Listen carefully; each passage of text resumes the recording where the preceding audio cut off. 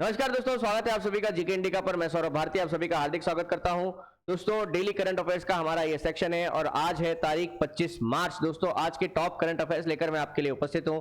दोस्तों, daily current affairs में 5 से 10 बातें ही होती हैं। रोज रोज कोई भारी भारी बातें नहीं पढ़नी होती है। ना ही महीने का एक साथ पढ़ना पड़े, ना ही 6 महीने का एक साथ पढ़ना पड़े, एक साल का साथ पढ़ना पड़े तो दोस्तों बहुत ही बोझ लगता है, भारी लगता है। इससे अच्छा ये है रोज आप मेरा ये 10 मिनट का करंट अफेयर्स का सेक्शन करिए। वादा करता हूं कि आपसे इसको बहुत ही फायदा होगा। दोस्तों, हम daily MCQ, PDF, one liner इन सब के फॉर्मेट में ऐप के ऊपर बहुत सारा कंटेंट अवेलेबल करवा रहे हैं। अगर आप वीडियो सॉल्यूशन के माध्यम से देखना चाहते हैं तो यहां आपका स्वागत है। दोस्तों, अगर आप बनना चाहते हैं कांस्टेबल और जेल प्रहरी तो स्वागत है आपका हमारी टेस्ट 20 सीरीज में, जो कि अभी बिल्कुल फ्री में अवेलेबल है हमारे ऐप के ऊपर। वहां जाइए क्विज सेक्शन में और ढेर सारे टेस्ट अटेम्प्ट करिए। अभी तक 50 से अधिक टेस्ट वहां हो चुके हैं, सब्जेक्ट वाइज टेस्ट है दोस्तों, वहां पर आप जाके इनको दे सकते हैं।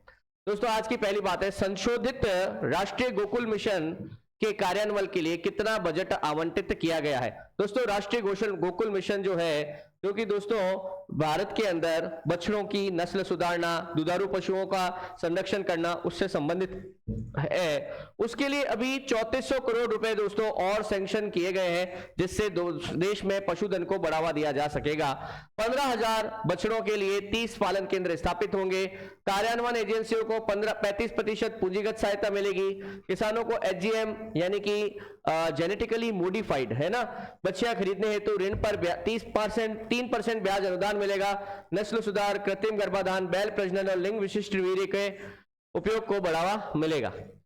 कम मूल्य वाले भीम यूपीआई लेन देन को बढ़ावा देने के लिए प्रोत्साहन योजना के तहत छोटे व्यापारियों के लिए किस मूल्य तक के यूपीआई लेन देन को शामिल किया गया है। दोस्तों, आपने देखा होगा यूपीआई हमारे बिल्कुल अब घर परिवार का ही अंग बन गया है। डेली के रोजमर्रा के दोस्तों 10, 5, 20 रुपए भी हम यूपीआई से पे कर रहे हैं। दोस्तों, ऐसी स्थिति में व्यापारियों को इस बात के एनकरेज करने के लिए कि आप ज्यादा से ज्यादा जो कैशलेस ट्रांजेक्शन करिए, छोटे से छोटा ट्रांजेक्शन भी आप कैशलेस करिए, इसके लिए भीम यूपीआई का एक छोटा वर्जन आया है ना, जिसमें आप 2000 रुपए से कम के ट्रांजैक्शन कर सकते हैं। अगर दोस्तों आप ये वाले ऐप से ट्रांजैक्शन करेंगे तो व्यापारियों को इस पर 0.15% का प्रोत्साहन मिलेगा। अधिग्रहण बैंकों को 80% राशि तुरंत और 20% तकनीकी मार्गों पर वितरित होगी। इससे डिजिटल भुगतान बढ़ेगा, नकदी पर निर्भरता घटेगी और पारदर्शिता आएगी और हमारा सारा डिजिटल डेटा, फाइनेंशियल डेटा सरकार के पास जाएगा। नेक्स्ट देखिए, नाम रूप 4 अमोनिया यूरिया कॉम्प्लेक्स कहां स्थापित किया जाएगा। दोस्तों, अमोनिया और यूरिया जो है खेतीबाड़ी के अंदर जो हम रासायनिक खाद इस्तेमाल करते हैं उसका एक बहुत ही इंपॉर्टेंट कंटेंट है। दोस्तों, अभी हाल ही में आसाम के अंदर इसका एक यूरिया कॉम्प्लेक्स स्थापित करने की घोषणा की गई है। केंद्र सरकार ने आसाम में 10,601.40 करोड़ की लागत से यह कॉम्प्लेक्स की स्थापना की मंजूरी दी है, जिसकी वार्षिक उत्पादन क्षमता 12.7 लाख मीट्रिक टन होगी।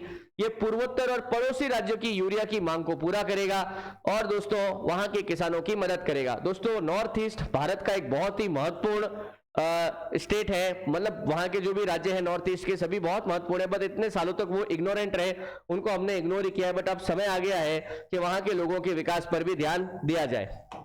नेक्स्ट देखिए, फरवरी 2025 में भारत का माल व्यापार घाटा कितने बिलियन डॉलर था।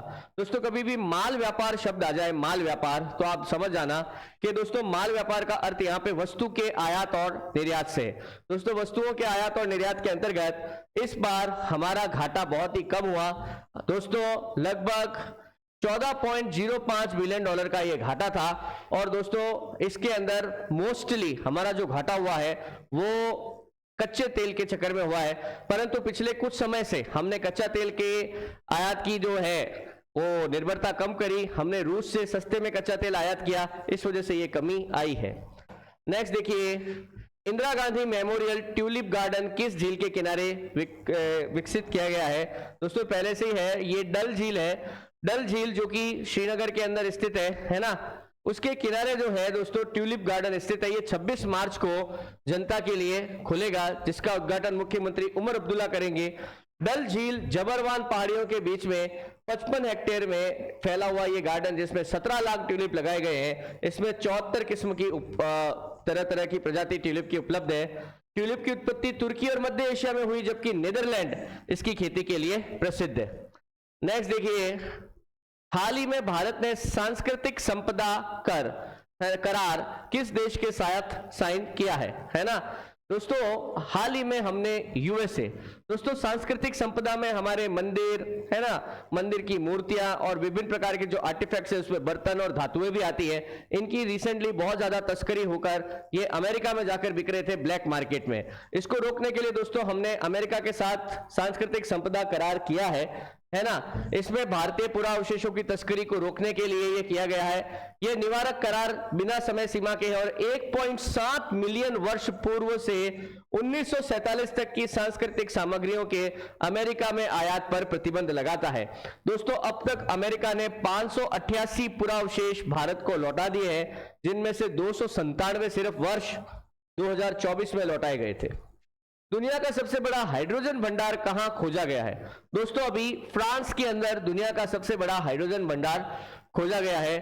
फ्रांस के मौसल क्षेत्र में फॉल्स मिरर के नीचे दुनिया का सबसे बड़ा प्राकृतिक हाइड्रोजन का भंडार मिला है, जिसमें 46 मिलियन टन सफेद हाइड्रोजन है, जिसकी अनुमानित कीमत $22 ट्रिलियन है। दोस्तों भारत भी कोशिश कर रहा है कि भारत का भी जो ट्रांसपोर्ट सिस्टम है ना, बसें वगैरह, वो ग्रीन एनर्जी पर चले, हाइड्रोजन पर चले। इसके लिए लद्दाख में हमने एक प्लांट भी लगाया है। तो दोस्तों हाइड्रोजन ये जो मिला है 1250 मीटर तक की गहराई पर मिला है। इसकी खोज जियो रिसोर्सेज प्रयोगशाला और CNRS के वैज्ञानिकों ने की है। तो श्वेत हाइड्रोजन स्वाभाविक रूप से हमारी जो अर्थ की कोर है उसमें बनता है, इससे CO2 का उत्सर्जन नहीं होता है। हाल ही में हिंदी भाषा में ज्ञानपीठ पुरस्कार प्राप्त करने वाले नेता कौन है या लेखक कौन है? दोस्तों इंपॉर्टेंट है, ज्ञानपीठ वगैरह पे हमेशा सवाल आता है। दोस्तों विनोद कुमार शुक्ल को 2024 का 59वां ज्ञानपीठ पुरस्कार मिला है। वे ये सम्मान पाने वाले छत्तीसगढ़ के पहले और हिंदी साहित्य के 12वें व्यक्ति है। 88 वर्षीय शुक्ल का जन्म राजनांदगांव में हुआ। उनकी प्रमुख रचनाएं नौकर की कमीज, दीवार में एक खिड़की रहती थी और खिलेगा तो देखेंगे। ज्ञानपीठ पुरस्कार भारत का एक प्रतिष्ठित साहित्यिक पुरस्कार है। क्वेश्चन जरूर बनेगा, इसको रट लेना। तो दोस्तों ये थी आज की सबसे महत्वपूर्ण बातें। उम्मीद करता हूं आपको पसंद आई होंगी। दोस्तों अगर पढ़ ली है तो MCQ एक बार कर लेना चाहिए आपको। अभी जाइए ऐप में, MCQ आज ही अटेम्प्ट कर डालिए दोस्तों। और कुछ हो नहीं हो, आपको जो आपने क्वेश्चन एक बार किया है उसका ऑप्शन जरूर याद रहेगा। बस यही करंट अफेयर्स की MCQ की खासियत है। तो दोस्तों कल फिर से तैयार रहेगा सुबह 8 बजे अगली क्लास के लिए। तब तक के लिए धन्यवाद।